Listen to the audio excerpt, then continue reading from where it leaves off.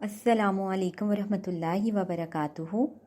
آج کا جو ٹاپک ہے وہ یہ ہے کہ بری موت سے ہم کس طرح بچ سکتے ہیں، کہ اگر انسان یہ چاہتا ہے کہ اس کا خاتمہ بالخیر ہو اور وہ ناگہانی حادثوں سے وہ بچا رہے اور اس کی موت جب واقعہ ہو تو اللہ تبارک و تعالی اپنے اذن سے اس کے منہ پر کلمہ جاری فرما دے، تو یہ کیسے ممکن ہے؟ اس کے لیے کیا عمل ہمیں ایسا کرنا ہوگا کہ اللہ تبارک و تعالی ہماری موت کو آسان کر دے۔ حضرت ابو بکر صدیق رضی اللہ تعالیٰ عنہ کہتے ہیں کہ ایک دفعہ نبی کریم صلی اللہ علیہ وآلہ وسلم منبر پر تشریف فرما تھے۔ میں نے آپ صلی اللہ علیہ وآلہ وسلم کو یہ فرماتے ہوئے سنا، اے لوگو، جہنم کی آگ سے بچو، اگرچہ تمہارے پاس کھجور کا آدھا ہی ٹکڑا کیوں نہ ہو، وہی دے کر آگ سے بچو، اس لیے کہ صدقہ انسان کی کجی کو دور کرتا ہے، بری موت سے مرنے سے بچاتا ہے اور بھوکے کا پیٹ بھرتا ہے۔ اب دیکھیں کہ اس حدیث میں صدقے کے کتنے فوائد بتائے گئے ہیں کہ صدقہ جب انسان ادا کرتا ہے، ایک تو وہ بری موت سے بچا رہتا ہے اور دوسرا وہ آگ کے عذاب سے محفوظ رہے گا، قبر کے عذاب سے محفوظ رہے گا، اور انسان کی زندگی میں کتنی بھی آزمائشیں ہوں، مشکلات، پریشانیاں ہوں، صدقہ اسے دور کرتا ہے۔ اور صدقے کا ایک فائدہ یہ بھی ہے کہ جب ہم صدقہ ادا کرتے ہیں، وہ چاہے کسی بھی صورت میں ہو، مال کی صورت میں ہو یا کسی کو کھانا کھلانے کی صورت میں ہو، تو بھوکے کا پیٹ بھی بھر جاتا ہے۔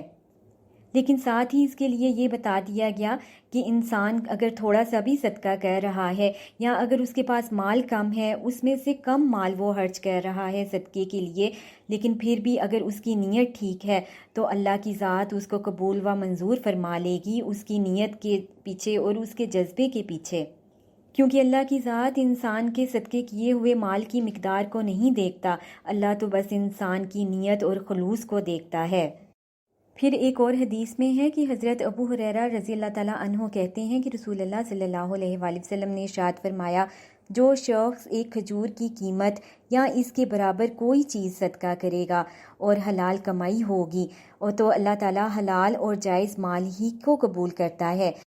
تو اللہ تعالیٰ اس کے اس پاک صدقے کو اپنے دائیں ہاتھ میں لے گا، پھر اس کو بڑھاتا رہے گا، جس طرح تم لوگ اپنے جانوروں کے بچوں کی پرورش کرتے اور ان کو بڑھاتے ہو، یہاں تک کہ تھوڑا سا پاک صدقہ پہاڑ کے مانند ہو جائے گا۔ ایک اور روایت میں ہے کہ اگر کسی نے ایک لقمہ بھی صدقہ کیا تو وہ احد پہاڑ کے برابر ہو جائے گا۔ اب اس حدیث سے ہمیں معلوم ہوا کہ حلال کمائی میں سے نکالا ہوا جو صدقہ ہے، چاہے وہ مقدار میں تھوڑا ہو یا زیادہ، لیکن اللہ تبارک و تعالیٰ اس کو اپنے دائیں ہاتھ میں لے لے گا اور اس کا اجر و ثواب اللہ کی ذات بڑھاتی رہے گی، یہاں تک کہ یہ جو اجر ہے وہ بڑھتے بڑھتے احد پہاڑ جتنا بن جائے گا۔ اب آپ خود سوچیں کہ اتنا بڑا پہاڑ، اور اللہ تبارک و تعالیٰ کہتا ہے کہ میں اتنا اجر اس کو ثواب عطا فرماؤں گا۔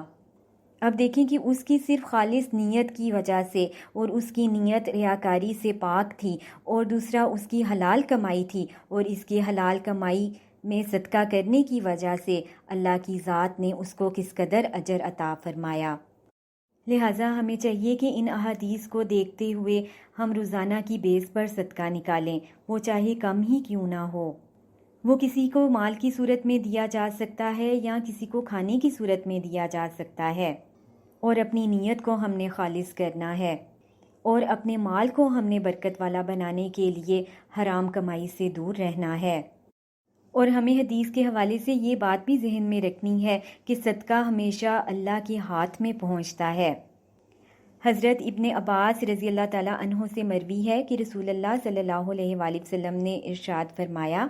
صدقہ کرنے سے مال کم نہیں ہوتا، اور جب کوئی بندہ صدقے کا مال سائل کو دینے کے لیے ہاتھ بڑھاتا ہے تو اس کا صدقہ سائل کے ہاتھ میں پہنچنے سے پہلے اللہ کے ہاتھ میں پہنچتا ہے۔ اللہ تبارک و تعالی ہمیں بھی انہی میں سے کرے جو کہ اپنے مال میں سے زیادہ زیادہ صدقہ کرتے ہیں، آمین ثم آمین۔ ربنا تقبل منا انک انت السمیع العلیم وتب علینا انک انت التواب الرحیم۔ السلام علیکم ورحمۃ اللہ وبرکاتہ۔